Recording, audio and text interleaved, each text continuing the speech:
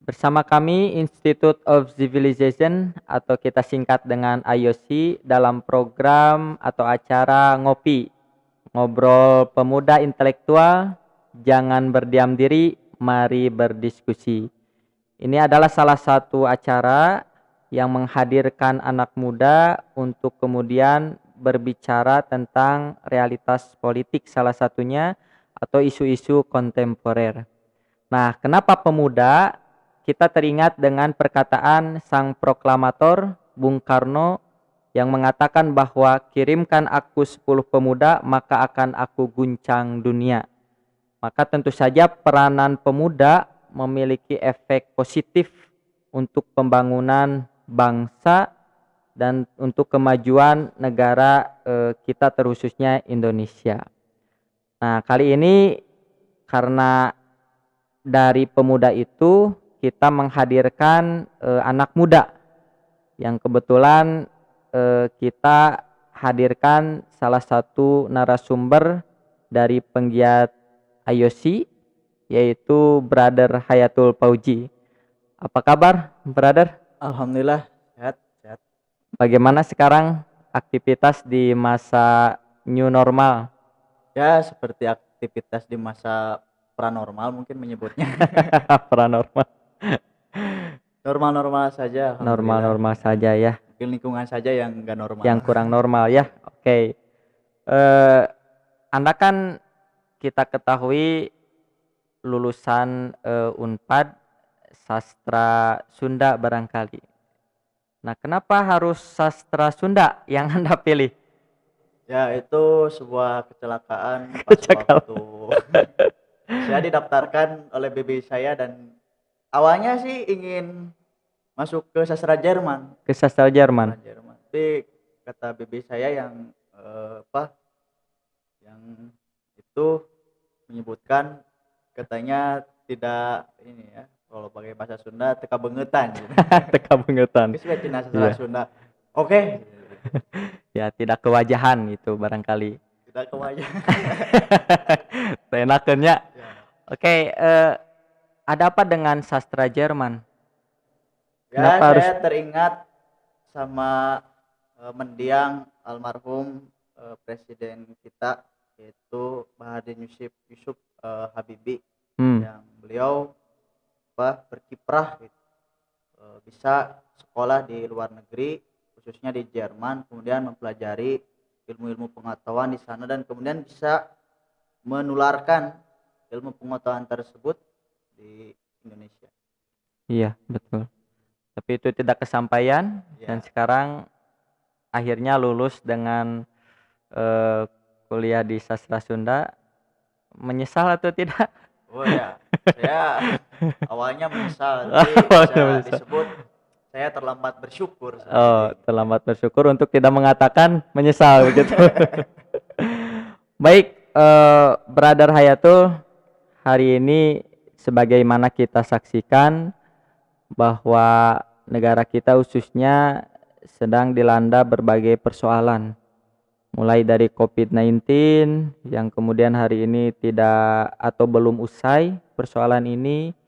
Kemudian juga masyarakat sedang ditimpa krisis ekonomi, banyak yang di PHK, kemudian juga banyak yang dirumahkan sehingga gajinya dipotong, ditambah BPJS naik, listrik juga naik, dan kemudian isu terbaru ini yaitu aksi penolakan tentang RUU HIP. Menurut Anda sebagai anak muda, ada apa dengan negara ini sampai-sampai kemudian persoalan demi persoalan itu bermunculan? Ya, persoalan demi persoalan yang bermunculan tentu mengindikasikan bahwa kita harus berpikir ulang, merenungi kembali arah apa yang hendak dituju oleh bangsa ini. Sudah benarkah kita berbangsa dan bernegara? Justru harusnya dengan adanya COVID-19 ini harusnya mempererat ya persatuan dan kesatuan kita. Tapi nyatanya memang ya bisa disebut sebaliknya.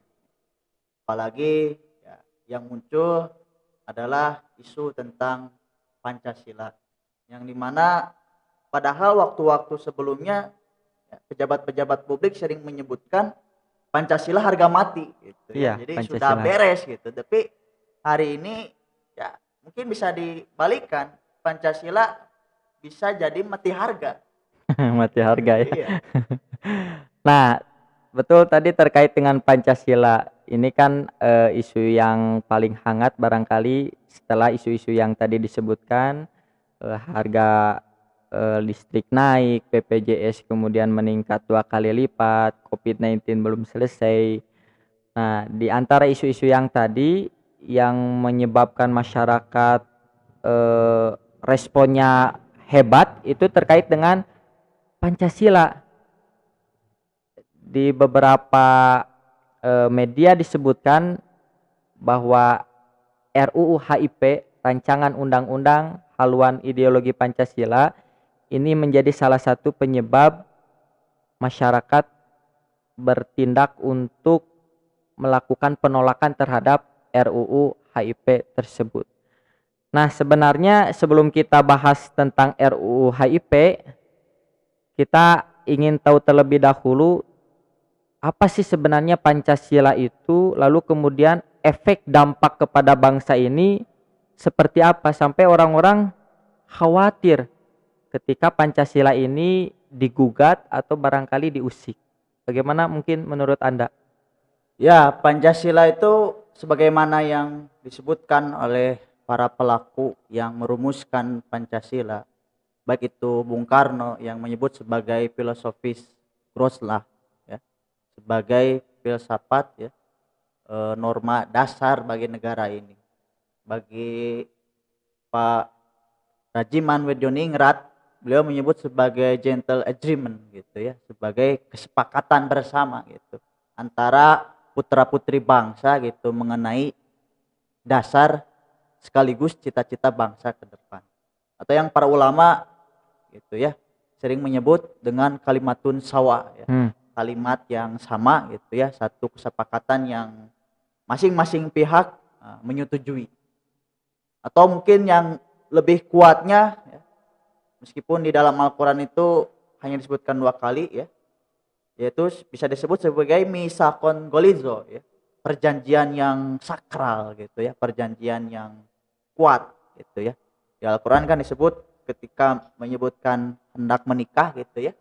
Kemudian yang kedua menyebut ketika Bani Israel diminta gitu untuk bersaksi, untuk berjanji ya, di hadapan Allah Subhanahu wa taala sembari gunung di atas mereka akan ditimpakan kalau mereka melanggar.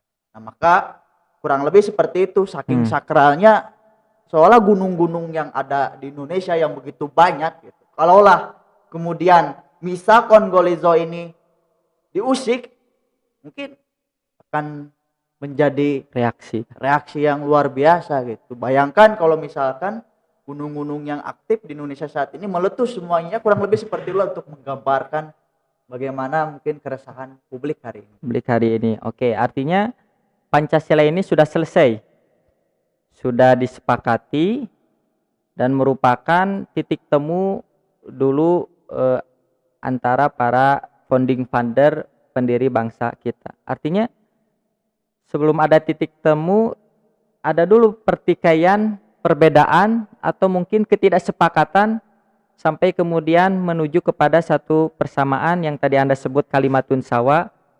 Bagaimana itu proses sampai pendiri bangsa ini menemukan satu titik kesamaan, kompromi, atau istilah Anda tadi kalimatun sawa?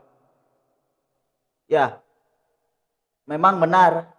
Awal mula dari kesepakatan itu pertikaian dulu kan? Nggak mungkin disepakati, nggak ada kesepakatan kalau tidak ada dulu perdebatan. Ya, perdebatan, pertentangan pada akhirnya akan menghasilkan satu konsensus bersama gitu. Tapi kalau melihat sejarah sebelumnya memang Indonesia ini sangat beragam kulturnya ya. Beda bahasanya, beda pula budayanya. Kemudian beda orangnya, tentu juga beda pikirannya. Betul. Dan sebelum hadir ya, Pancasila ya, yang kita perbincangkan hari ini, para putra-putri bangsa sebenarnya memang sudah berlainan paham, mempunyai pemahaman ideologi yang bisa disebut saling berseberangan. Sebutlah misalkan kekuatan besar yang hadir pada saat itu ada 3. Yang pertama Islam, kemudian nasionalis ya, atau kebangsaan, dan yang kemudian ketiga PKI ya, komunis. Ketiga-tiganya secara substansial pada mulanya tentu mempunyai satu cita-cita yang sama, yaitu ingin terlepas dari perbudakan, ingin terlepas dari yang namanya penjajahan. Maka mereka bahu-membahu untuk mengenyahkan imperialisme yang ada di Indonesia. Tapi ya yang namanya pemikiran itu tidak akan bisa dengan mudah selesai, hilang begitu saja. Pasti ada dialektika, ada dinamika yang terjadi pada waktu itu. Termasuk memang ketika merumuskan dasar negara. Artinya ada satu titik temu yang kemudian dari tadi Anda sebutkan ada golongan yang mewakili Islam, kebangsaan atau nasionalis, PKI, semuanya bersatu dalam satu kepentingan untuk mengusir para penjajah. Itu yang kemudian mereka menemukan titik temu yang hari ini kita rasakan bersama, yaitu Pancasila. Kurang lebih seperti itu? Ya, kurang lebih seperti itu.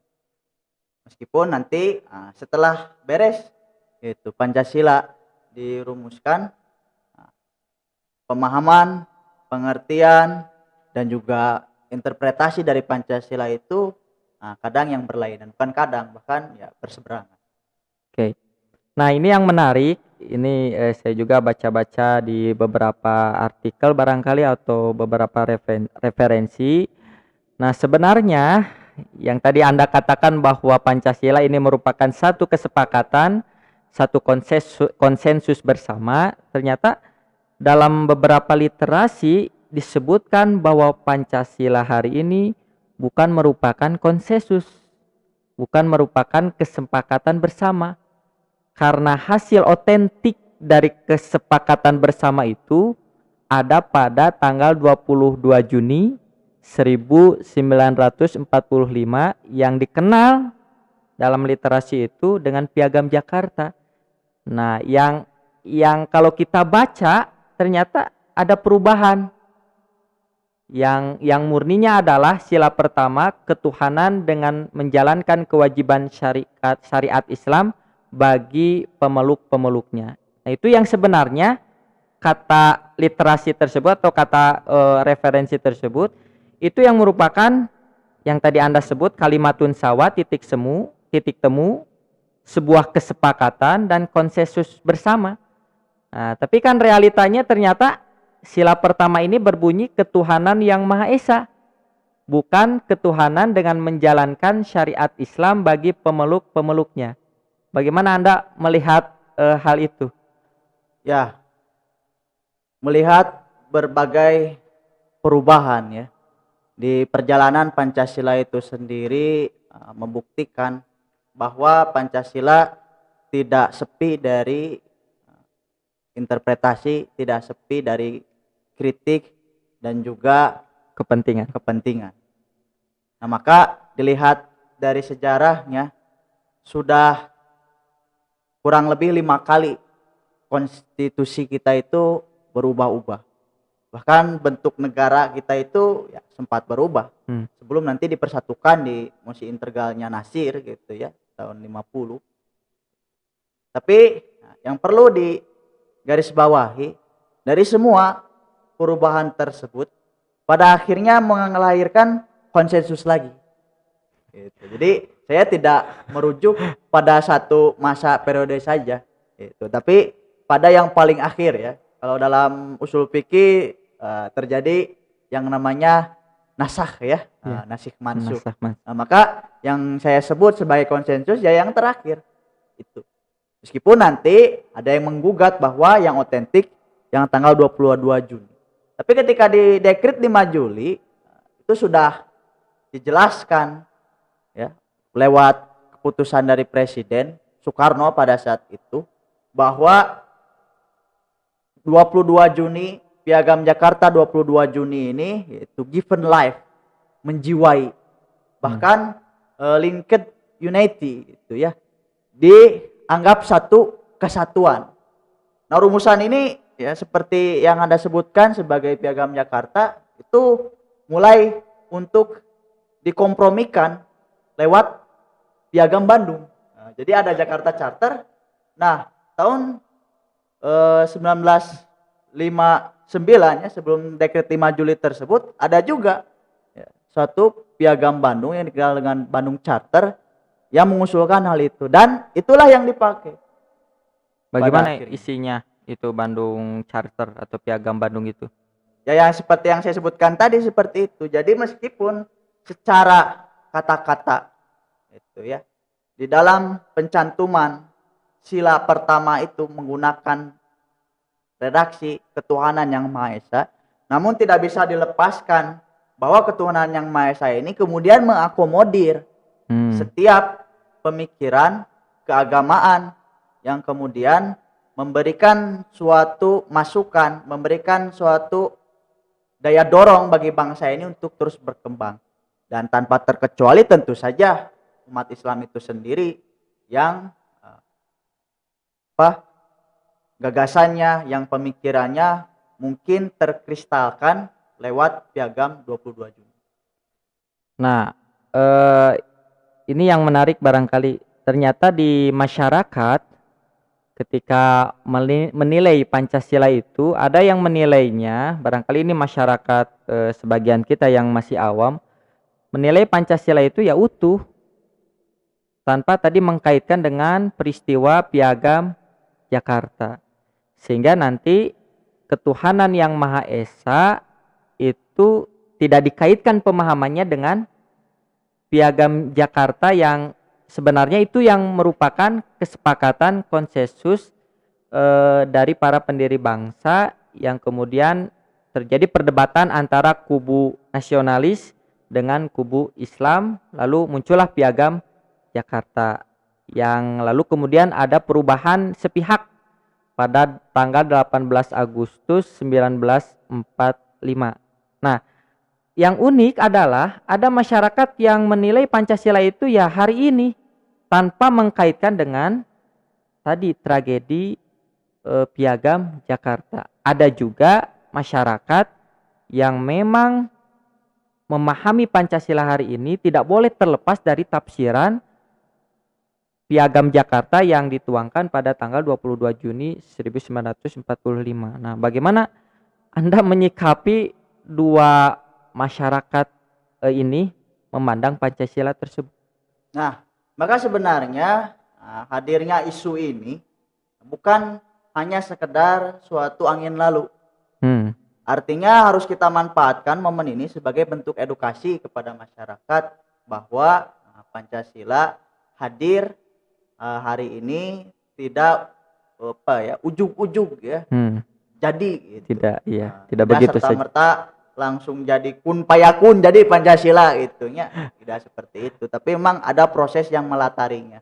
Nah, maka perlu untuk diperhatikan khususnya mungkin bagi para aktivis yang berjuang pada saat itu, sebut saja misalkan Isa Ansori yang keras mengkritik perubahan dari redaksi sila pertama tersebut menjadi ketuhanan yang Maha Esa.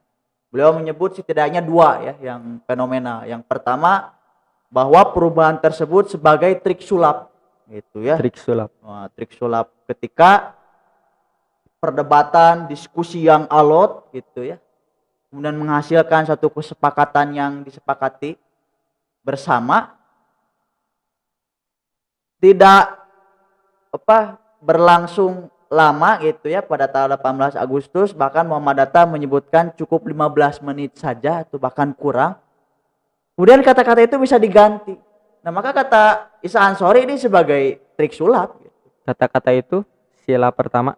Ya, kata-kata yang meniadakan gitu ya. 7 kata yang termaktub di dalam Piagam Jakarta. Kemudian yang kedua, Isa Ansori menyebutkan sebagai politik patgulipat gitu ya. Saya juga bingung gitu ya mengartikan Patgulipat itu seperti apa ya. Itu bahasa apa ya? Patgulipat. Ya, artinya seperti halnya trik sulap ya, bentuk-bentuk akrobatik yang bisa bergerak ke sana kemari tanpa ada suatu aturan yang baku, sehingga dengan mudah saja gitu. Karena ada yang tidak sepakat, bisa disebut ada yang mengkritik, kemudian dengan mudah tanpa menghadirkan dengan utuh pula gitu, panitia 9 yang merumuskan Piagam Jakarta dengan mudah diganti. Nah, ini memang menjadi kritik pada hari itu. Maka nanti pada tahap berikutnya ya, tahap yang kemudian menghasilkan suatu perbincangan yang begitu alot ketika sidang konstituante ya, pada tahun 1956 sampai bertahun-tahun baru beres tahun 1959, tentu saja tidak lepas untuk menginterpretasi itu pergantian dari 7 kata yang dihapus tersebut. Padahal sebelumnya juga ya, sebelum terjadi sidang konstituante tersebut, konstitusi kita pun sudah berubah, bahkan bentuk negara kita pun berubah ya, berupa Republik Indonesia Serikat. Yang kemudian kalau kita baca dokumennya, bentuk dari konstitusi ini ya tidak persis sama dengan yang diidealkan dalam Piagam Jakarta. Maka daripada itu, di dalam perjalanannya, nah Pancasila ini harus kita rawat ya, bukan hanya sebagai historical dokumen gitu ya, dokumen sejarah saja yang kemudian lapuk tertinggal gitu ya di perpustakaan gitu ya. Apalagi kalau misalkan perpustakaannya bubar, bukunya terhampar di bawah ya, kemudian ada yang mengambil tanpa bilang-bilang entah kemana itu juga, tahu-tahu sudah ada di toko loak. Ini ada penyelundupan buku ini. Ya. Nah, artinya bahaya tidak nih brother, kira-kira tadi kalau memahami sejarah hanya sebagai dokumen saja, tidak utuh dengan proses perjalanan pembentukan dasar negara Pancasila, bagaimana efek dampaknya ini, bahaya tidak memahami Pancasila hanya ya kita tahu hanya hasilnya saja tanpa melalui pengetahuan proses Pancasila itu menjadi seperti hari ini? Ya, memang penting. Pancasila itu hasil dari ekstrak ya, pemikiran-pemikiran yang ada. Bahkan tadi hanya disebutkan dari faktor sejarahnya saja gitu, politiknya juga baru sedikit. Nah, maka Pancasila itu perumusannya atau analisanya memang harus bisa mencakup pada berbagai aspek yang hadir.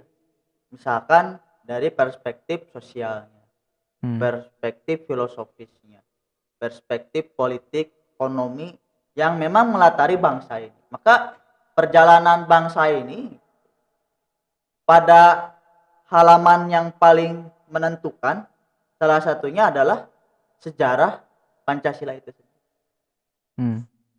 Artinya berat ya bagi anak muda hari ini memahami Pancasila, harus dari berbagai sisi politisnya, sisi sosiologisnya, agar kemudian betul-betul memahami Pancasila sebagaimana adanya barangkali. Nah, hari ini publik merasa khawatir ketika tadi Anda katakan bahwa Pancasila merupakan sebuah konsensus, sebuah kesepakatan yang kemudian sudah selesai untuk dimiliki bersama. Hari ini publik dikejutkan dengan RUU HIP yang barangkali sebagian masyarakat tidak tahu apa sebenarnya RUU HIP, bagaimana dan isinya seperti apa. Nah, barangkali Anda tahu tentang RUU HIP ini, sampai-sampai sebagian publik khawatir bahkan sampai melakukan aksi ke jalan untuk melakukan penolakan tentang RUU HIP ini. Ya, Bagaimana? melihat penolakan yang terjadi hari ini memang banyak sekali pihak, ya. Baik itu memang bisa kita sebut saja kelompok Islam, kemudian juga para akademisi dan lain sebagainya yang memang mempertanyakan bahkan menggugat isi dari RUU tersebut yang secara formatur memang bermasalah, ya. Bukan saja yang populer diwacanakan pada pasal 7, ya Kang. Iya, itu. Pasal yang kemudian ekstrak kembali, mengkompres gitu ya, kalau dalam istilah komputer mungkin ya, mengkompres pemahaman, mengkompres Pancasila menjadi Trisila, bahkan menjadi Ekasila, yang kemudian disinyalir sebagai RUU yang dapat memberikan angin segar kepada komunisme yang sudah dilarang di negara ini. Nah, ini menarik ya. Jadi lagi-lagi kalau kita lihat ya, aksi-aksi yang terjadi di masyarakat kita, bahwa isu agama ini menjadi salah satu isu yang sensitif. Bagaimana kita tahu tentang tahun-tahun belakang ya, tentang salah satu pejabat publik yang melontarkan kalimat-kalimat yang tidak pantas misalnya terhadap ayat suci Al-Quran, lalu kemudian ini membuat masyarakat respon sampai kemudian mengadakan aksi berjilid-jilid. Nah, apakah memang termasuk juga dengan RUU HIP ini di antara salah satu yang membuat masyarakat termasuk juga ormas Muslim, Muhammadiyah, NU, Persis menolak habis-habisan karena memang ada isu agama yang kemudian ingin digoyangkan. Contoh misalnya dalam RUU HIP, dalam Trisila itu ada poin ketuhanan yang berkebudayaan. Nah, ini kan kalau secara historis tadi Anda sebutkan bahwa Piagam Jakarta sila pertama utuhnya adalah ketuhanan dengan menjalankan syariat Islam bagi pemeluk-pemeluknya, lalu kemudian dirubah, lalu kemudian diubah menjadi ketuhanan yang Maha Esa. Nah, sekarang dari Trisila itu dimunculkan lagi ketuhanan yang Maha Esa menjadi ketuhanan yang berkebudayaan.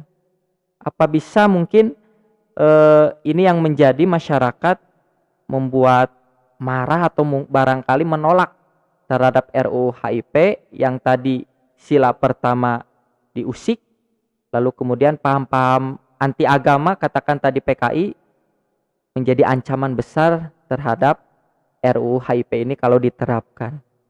Ya, saya tidak ingin berbicara tentang bagaimana memahami ketuhanan yang berkebudayaan, meskipun ya secara konseptual ya khususnya agama-agama samawi ya, itu cukup riskan gitu ya, ketika agama dan budaya itu dalam arti suatu hal yang melatari hadirnya agama, artinya tidak lepas dari yang namanya interpretasi manusia, pada akhirnya menghilangkan sakralitas dari agama itu sendiri. Tapi sebelum masuk ke sana, gitu ya, saya ingin melihat gitu ya, membuka file-file yang dulu. Ya, mungkin saya ingat ketika masih di bangku kuliah, gitu ya, itu tahun 2018 ketika saya sedang masih menyusun ya, penelitian saya, itu dimulai dari terbentuknya BPIP itu sendiri pada ya, keputusan Presiden nomor 7 tahun 2018, ketika Presiden menghendaki ada satu badan yang bisa memberikan masukan, kemudian memberikan arahan tentang ya haluan ideologi Pancasila itu sendiri. Nah, waktu itu yang saya ingat, publik heboh bukan karena BPIP-nya itu sendiri, tapi heboh karena gaji BPIP-nya itu sendiri. Ya, yang waktu itu saya rasakan. Karena mungkin ya ketika disebutkan gaji dari orang-orang yang direkrut di BPIP tersebut sampai puluhan juta. Kalau tidak salah 60 jutaan. 60 Ya, juta itu. tentu saja bagi ya termasuk saya, jiwa kemiskinanku meronta-ronta gitu. Tapi poinnya bukan itu. Padahal kan itu juga dibantah itu salah satunya oleh Menko Polhukam kita saat ini yang waktu itu ya, Mahfud MD menyebut ya pada kenyataannya apa yang disebutkan ramai di publik itu tidak serta-merta langsung mereka terima. Gitu ya. Kemudian untuk puluhan juta bagi orang-orang sekelas mereka, Mahfud MD, Megawati, bahkan Kiai Ma'ruf Amin masuk di dalamnya, itu sebenarnya bukan hal yang baru, bukan hal yang asing. Mereka bisa mendapatkan itu, bahkan mungkin lebih dari hasil profesi mereka dan juga kerja keras mereka selama ini. Maka ketika publik hanya diarahkan pada nominal, lupa pada substansi, itu kenapa harus ada BPIP yang kemudian pada perjalanannya seperti yang kita ketahui, BPIP ini memang beberapa kali, bahkan mungkin bisa disebut banyak gitu ya, melakukan kesalahan secara publik. Mungkin kita ingat gitu ya, Pak Yudian gitu ya sebagai ketua dari BPIP saat ini gitu ya, menyebut bahwa musuh besar. Nah, itu kan juga menimbulkan protes publik yang tidak sedikit. Kemudian kemarin-kemarin ya muncul konser BPIP ya di tengah corona kan juga menimbulkan berbagai menuai protes. Tapi kan itu niatnya untuk membantu masyarakat terdampak gitu. Tapi melanggar protokol kesehatan. Itu masalahnya. Ya, di saat kita dihimbau untuk social distancing. Nah, maka ketika sekarang hadir ya, yang meskipun secara naskah akademik ataupun rancangannya hadir di DPR. Nah, ini menimbulkan kecurigaan publik juga gitu. Ketika ditanyakan ini RUHIP ini gimana nasibnya, meskipun sudah diputuskan ditunda gitu ya. Tapi bola panasnya itu ada di siapa sekarang? Ini yang menjadi pertanyaan publik. Apakah di DPR? Kata DPR sudah diserahkan ke pemerintah. Mana kata pemerintah? Masih di DPR dan lain sebagainya. Jadi bingung publik. Meskipun sekarang, gitu, walau alam, apakah karena isu-isu juga tidak hanya RUHIP yang ramai saat ini, gitu, menyebabkan bisa saja gitu kita lupa dengan isu substansi yang hadir pada saat ini. Bisa saja gitu. Nanti saya takutnya gitu, keputusan untuk ditunda itu dalam arti maksudnya RU tersebut ingin untuk dikarantina terlebih dahulu. Jadi nunggu aman, nunggu keadaan terkendali baru muncul, itu yang bahaya. Maka tidak aneh kalau misalkan ya salah satunya kelompok Islam terus menaruh perhatian meskipun memang isu-isu yang dihadapi begitu banyak. Nah, maka yang saya ingin tekankan yaitu bagaimana kita menyikapi gitu hadirnya suatu wacana ketika Pancasila ini ingin dijadikan sebagai ideologi. Dijadikan sebagai suatu tata aturan yang memang justru yang bermasalah itu saya lihat itu di pasal 44 ketika yang mempunyai kewenangan tertinggi gitu ya terhadap haluan ideologi Pancasila adalah presiden, yang dalam hal ini pemerintah. Nah, maka ketika tafsir ini diberikan kepada pemerintah, takutnya kemudian menimbulkan kecurigaan publik bahwa Pancasila ini bukan dijadikan sebagai alat untuk merangkul, tapi alat untuk memukul. Nah, ini justru yang secara sejarah gitu ya. Ini sebenarnya pernah terjadi sebelumnya gitu ya. Meskipun walau alam apakah memang akan persis sama ataukah tidak, atau dengan kemasan yang baru atau gimana, tapi masyarakat Indonesia pernah merasakan suatu kesulitan, kepelikan di mana Pancasila itu memang dijadikan sebagai alat kekuasaan ketika diharuskan masyarakat memahami Pancasila dengan penghayatannya P4 itu dan saya tidak mengalami. Mungkin Kang Epul mengalami P4? Ya, barangkali ada indikasi hal itu, Pancasila sebagai alat pukul penguasa. eh, Ya, kita lihat misalnya sebagian masyarakat menganggap mereka sebagai Pancasilais ya. Jadi sebagian masyarakat mendeklarasikan, memproklamirkan dirinya sebagai Pancasilais. Jadi Mohon maaf ini. kelihatan bukan Pancasila. Ya, ini saya bukan Sulit, Ya, padahal kalau masyarakat memproklamirkan, mengidentikan dirinya Pancasilais, seolah-olah masyarakat di luar dirinya bukan orang yang paling Pancasila. Nah, padahal kita ketahui bahwa Pancasila ini kan hasil dari, katakanlah, kubu kebangsaan dan juga kubu yang menjunjung tinggi agama Islam. Artinya ya orang yang ada di negara ini, berwarga negara Indonesia, beragama Islam, mereka lah yang Pancasilais. Karena mereka adalah anak cucu yang dulu oleh para orang tuanya memperjuangkan Pancasila ini.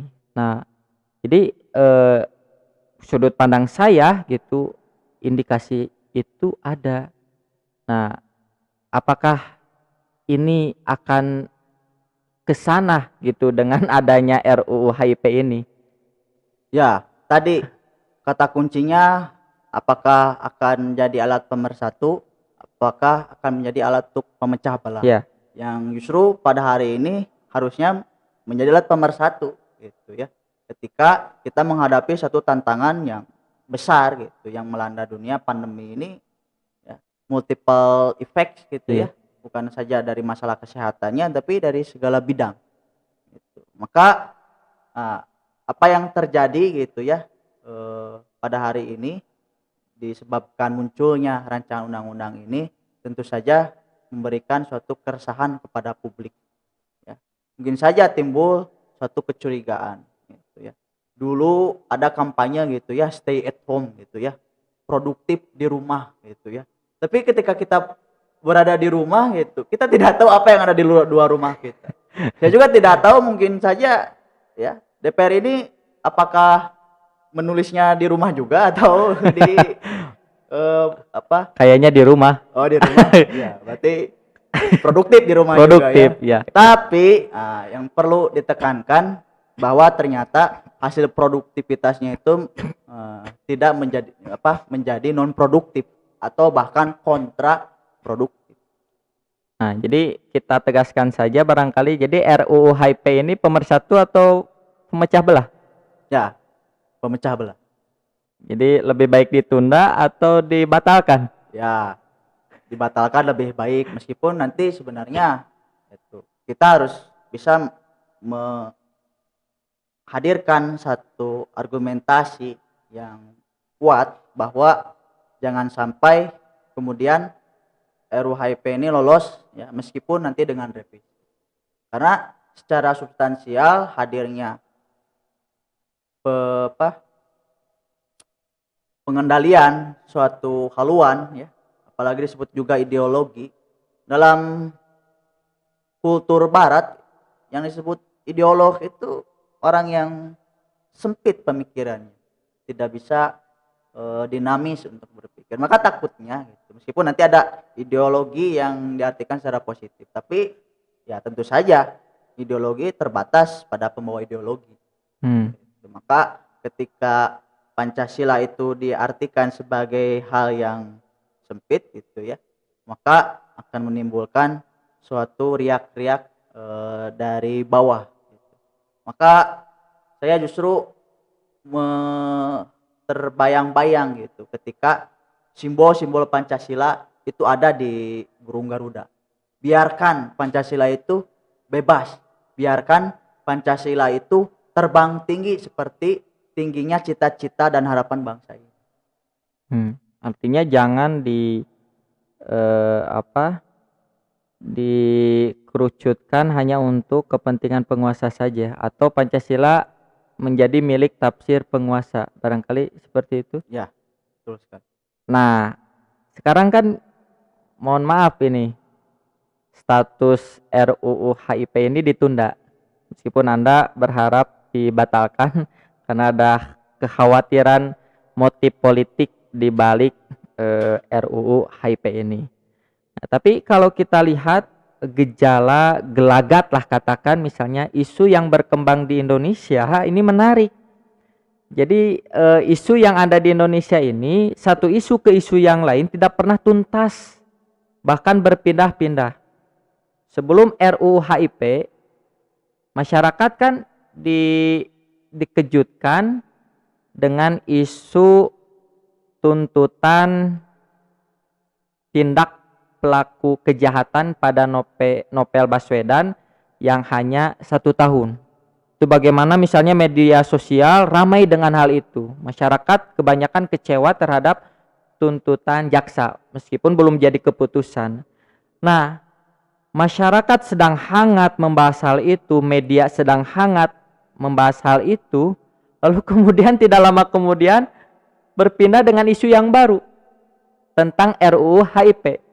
Bahkan tentang RUU HIP yang belum selesai juga bagaimana statusnya, lalu kemudian apakah kecenderungan dibatalkan atau dilanjutkannya seperti apa. Lalu muncul lagi ini isu terbaru tentang Pak Jokowi marah-marah terkait dengan menteri-menteri yang kemudian dinilai seolah-olah tidak serius, tidak tanggap cepat terhadap penanganan COVID-19 ini. Nah, kira-kira harapan dibatalkan tadi dengan gejala pola seperti ini besar atau barangkali kecil untuk betul-betul dibatalkan sebagaimana harapan sebagian publik termasuk juga ormas-ormas besar di negara kita.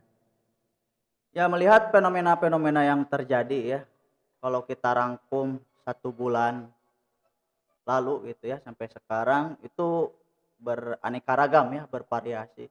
Saya lihat di media-media ya bahwa yang rame itu penangkapan John K gitu ya. Nah, itu juga. Kemudian tagihan listrik juga masuk. Kemudian saya terakhir nonton itu Rhoma Irama ya diperkarakan karena jadi begitu banyak gitu ya. Maka tidak aneh ya kalau misalkan Pak Jokowi bilang ruwet, ruwet, ruwet. Karena mungkin seperti ini. Karena banyak sekali gitu. Apalagi menghadapi suatu krisis yang melanda dunia hari-hari ini. Indonesia salah satu yang potensial terancam. Nah, lalu bagaimana RUU HIP ini apakah masih relevan ketika kita mengobrolkan hal itu hari ini? Maka bagi saya setiap isu yang hadir sebenarnya relevan-relevan saja. Justru yang tidak relevan itu ketika kita meninggalkan isu-isu itu seperti ya berita-berita di media-media. Kita tidak tahu harus membereskan yang mana dulu. Karena memang kita tidak berniat untuk membereskannya. Misalkan kasus tadi yang Anda singgung tentang Pak Novel Baswedan. Tentu saja ini menjadi suatu PR, bahkan menjadi tugas besar bagi negara untuk bisa menghilangkan yang namanya mafia peradilan. Kemudian dari bidang ekonomi juga masih banyak gitu ya. Kalau misalkan kita kembalikan gitu ya, pemerintah ngotot misalkan untuk menanamkan nilai-nilai Pancasila kepada masyarakat, justru masyarakat ingin bertanya balik. Mana nilai-nilai Pancasila yang sudah diterapkan oleh pemerintah sendiri? Ketika listrik naik, mana Pancasilanya? Ya. Katanya untuk menutupi kerugian kemarin. Kan masyarakat juga sekarang masih dalam keadaan ya, masih banyak PHK. Kemudian ada berita tentang masuknya TKA ya, tenaga kerja asing ketika banyak sekali jutaan orang menganggur hari ini. Mana Pancasilanya? Kan itu yang sebenarnya yang mau ditanyakan gitu. Ketika penguasa itu ingin mendikte masyarakat tentang sebuah ideologi, maka masyarakat akan bertanya balik gitu. Sudahkah pemerintah menerapkan gitu ideologi yang hendak ditanamkan ke masyarakat. Apalagi kalau misalkan ya melihat berbagai aspek yang terjadi dewasa ini. Brother, Oke. dengan sekelumit persoalan yang menimpa bangsa kita, yang tadi dari COVID-19, tagihan listrik naik, BPJS naik, RUU HIP dan sebagainya, bangga tidak menjadi masyarakat Indonesia? Atau barangkali kepikiran ingin pindah ke luar negeri? Oh. Ya, Sebagai pemuda nih, ini mewakili pemuda masyarakat kita. ya saya kalau ditanya bangga tidak menjadi penduduk Indonesia, pemuda Indonesia. Saya bangga karena hadirnya bangsa ini bangsa yang mau untuk berjuang, struggle menghadapi berbagai macam kesulitan. Ini bukan kali pertama ya Indonesia atau bangsa ini mengalami kesulitan, meskipun ada yang mengatakan lebih sulit dari sebelum-sebelumnya. Tapi pada perjalanannya kita masih bisa bertahan. Nah, ini yang justru saya bangga gitu. Formula apa sih sebenarnya yang ada di masyarakat yang ingin saya gali gitu? Apakah benar gotong royong gitu ya? Hanya itu saja atau justru ada yang lain? Atau justru itu tadi ketika masyarakat tidak terkecuali gitu para ulama ya, yang ada di ormas-ormas Islam kemudian mempertahankan ketuhanan yang Maha Esa untuk kemudian diterapkan dalam berbangsa dan bernegara. Mereka memahami bahwa Pancasila itu sebagai kalimatun sawa yang tidak boleh ada yang melanggar bahkan keluar dari kalimatun sawa tersebut. Nah, ini justru yang kurang terekspos gitu. Peranan dari para ulama kita ya, para agamawan kita ya di agama-agama yang lain yang memang mempertahankan gitu nilai-nilai agama di dalam masyarakat yang kemudian justru bisa meredam pergolakan atau keresahan-keresahan yang terjadi di publik. Ya seperti tadi yang seperti Kang Epul sebutkan RUU sebelumnya misalkan RUU tentang KPK ya tidak bersuara, bukan tidak bersuara ya, tidak kelihatan seperti tenggelam sekarang. lah katakan. Tenggelam. Kemudian RUU KUHP ya yang dulu meskipun itu ya tidak jadi gol gitu ya. Nah, ini mengindikasikan bahwa justru peran dari para agamawan ini sangat sentral. Justru dengan hadirnya Pak Kiai Ma'ruf Amin ya sebagai wakil presiden justru harus bisa langsung mengerti gitu apa keresahan dari umat, apalagi beliau kan gak tahu masih ketua MUI atau sudah masih tidak. Kata Pak Fahri Hamzah masih katanya. Justru tinggal dicek saja ya. Beliau ya pasti lebih memahami gitu bagaimana keadaan kondisi umat Islam gitu yang sudah ada gagasan-gagasannya di MUI itu sendiri. Iya. Jadi kita harus tetap bangga menjadi warga negara masyarakat Indonesia karena spirit juang ini yang kemudian diwariskan oleh para ulama untuk mengusir persoalan yang lebih berat barangkali dibandingkan hari ini. Mereka mengusir para penjajah yang kemudian hilir mudik datang ke negara kita, ke Hindia Belanda, bahkan bukan hanya pikiran yang mereka curahkan barangkali, tenaga, harta, bahkan jiwa juga mereka korbankan untuk keutuhan negara Indonesia ini. Jadi tidak ada alasan untuk pindah ke luar negeri. Ya, sering ada isu seperti ini ya, ketika ada kecurigaan publik kenapa TAP MPRS ya tentang pembubaran organisasi terlarang ya, komunisme itu tidak dimasukkan sebagai konsideran, itu menimbulkan polemik gitu ya. Takutnya kemudian muncul suatu jawaban yang kontraproduktif. Kalau begitu masukkan juga tentang pelarangan khilafah. Nah, ini justru yang seharusnya kita damaikan bersama gitu ya. Kalau kita lihat memang yang terjadi gitu, di kita malah pengelompokan yang akhirnya memecah belah masyarakat. Ketika yang satu mengaku sebagai Pancasilais, jadi Anda kayaknya bukan Pancasilais. Pancasilais dari hati. Bukan dari lidah ya. Ya, dari slip of tongue ya. Tapi justru ya menghasilkan satu produktivitas di mana setiap orang, setiap penduduk, setiap warga negara, apapun itu backgroundnya, bisa mengisi hari-hari kemerdekaan, bisa mengisi nilai-nilai Pancasila ini, tanpa harus didiskreditkan satu sama lain. Antara yang punya pemikiran tentang khilafah dan lain sebagainya untuk mengganti bentuk negara ini, tentu saja kita tidak setuju dengan hal itu. Tapi yang justru harus kita aware dari mereka yang mempropagandakan hal itu, ada masalah apa, sehingga tidak merasa puas, tidak merasa cukup dengan negara Pancasila yang hadir saat ini. Justru di sini momen introspeksi bersama, baik itu ar-ra'i wa ra'iyah gitu ya, antara pemimpin, penguasa, dan juga yang dipimpin, itu ya rakyat itu sendiri. Saya kira itu. Ya. Ini sebagai Anda anak muda, mewakili anak muda, katakanlah peduli dengan persoalan-persoalan bangsa, barangkali pesan Anda sebagai closing statement untuk generasi muda ini kan ngopi, ngobrol, pemuda, intelektual. Jangan berdiam diri, mari kita berdiskusi. Tapi Anda sebagai mewakili anak muda,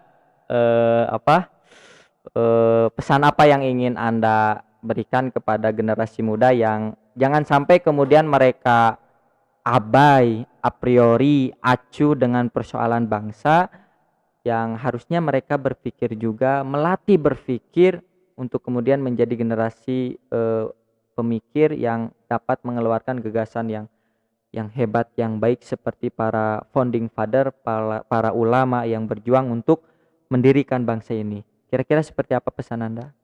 Ya, kesimpulan dari saya, pertama tentu saja kita harus senantiasa bersilaturahmi dengan orang-orang tua kita, bersilaturahmi dengan para pendahulu kita melalui sejarah yang telah terjadi di masa lalu, karena hadirnya hari ini adalah hasil buah dari masa lalu. Nah, maka hari ini akan menghasilkan pula buahnya nanti di masa yang akan datang. Apa yang kita tanam, itu pun yang akan kita tuai. Kemudian yang kedua, bagi pemuda-pemudi Islam yang hari ini punya awareness tentang RUU HIP ini, tentu saja harus menjadi basis, harus menjadi awal yang mencerahkan, awal yang bisa memberikan suatu spirit baru, bahwa sebagai seorang muslim, ia tidak hanya berurusan dengan hal-hal yang sifatnya agama individu saja, tapi justru keinginan dari umat Islam itu sederhana, ingin agar dapat melaksanakan ibadahnya dengan tentram dan tenang. Nah, ibadah umat Islam terkhusus itu di wilayah diyani, di wilayah ibadah secara murni, dan juga di wilayah qodoi juga. Maka aktivitas-aktivitas di luar ibadah hablum minallah, terdapat juga ibadah hablum minannas yang tidak juga harus ditinggalkan, tapi harus juga dipikirkan.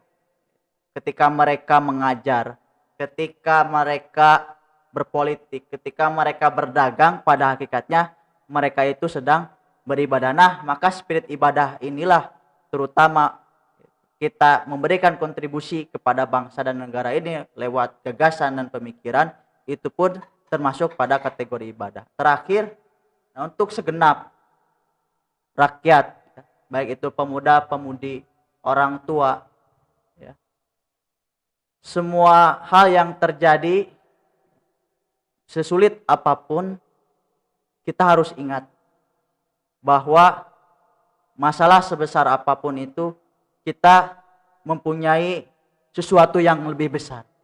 Apa yang lebih besar itu? Tuhan yang Maha Esa. Baik, terima kasih Brother Hayatul untuk pesan kepada generasi muda. Intinya bahwa jangan pernah melupakan sejarah jas merah dan juga jangan melupakan sejarah dan dakwah jas mewah untuk kemudian ya untuk menjadi kaca untuk di masa depan. Terima kasih atas perbincangan ngopi kali ini. Mudah-mudahan bisa kita memberikan manfaat yang sebesar-besarnya, terusus untuk generasi muda, untuk tetap berkreasi, untuk tetap menjadi masyarakat yang produktif di sela-sela kondisi negara seperti ini. Oke, terima kasih, Brother Hayatul.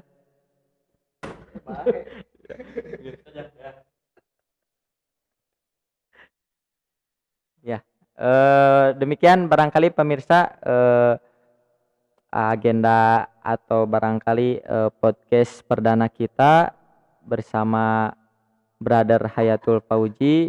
Mudah-mudahan ada guna dan manfaatnya, bisa disebar seluas-luasnya, dan nantikan lagi episode selanjutnya. Assalamualaikum warahmatullahi wabarakatuh. Merdeka!